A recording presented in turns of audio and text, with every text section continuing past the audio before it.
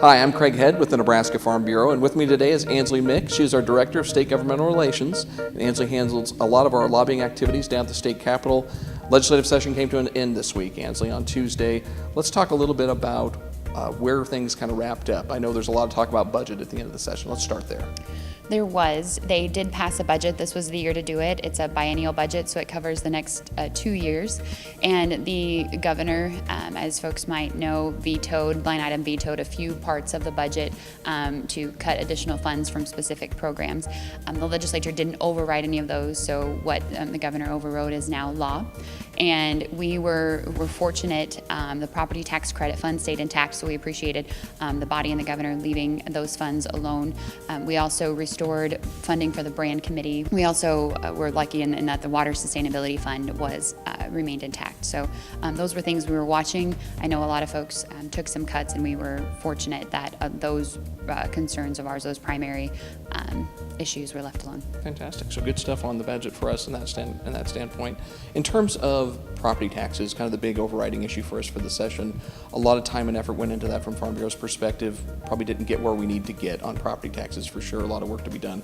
Thoughts and reaction on where we go from here and kind of where we're at today? Sure. The primary bill introduced to provide tax reform was LB 461, and that was an ag land valuation change along with income tax relief. The way it was written was actually about a $10 in income tax relief for every $1 in property tax relief, and for us, in a lot of ways, that was actually a step back. It was, as you know, and as our members probably at this point know, because we've done a lot of research and a lot of digging in on this, sometimes when the state cuts their budget, that all just gets pushed onto property taxpayers. And at the end of the day, as much as we support efficiency, we support tax relief as a whole, on the whole, we want to do it responsibly, and we want to make sure that property tax relief and the way we fund things is the reform is our focus. In terms of what we're doing next, we're not going to give up. I think this is still the primary topic of conversation. I think we heard that again from a lot of state senators who said when they go door to door, when they go home, this is what folks are talking about.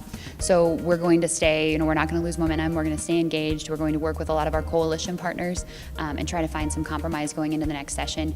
We had some bills introduced this year that are still alive that can come back next session, and we're also going to come up with some new ideas and new packages. So it'll be a busy summer for us, continuing to work on property taxes for sure. It will be a busy summer, and that will still be our focus. Okay, sounds good. Stay tuned to nefb.org for more.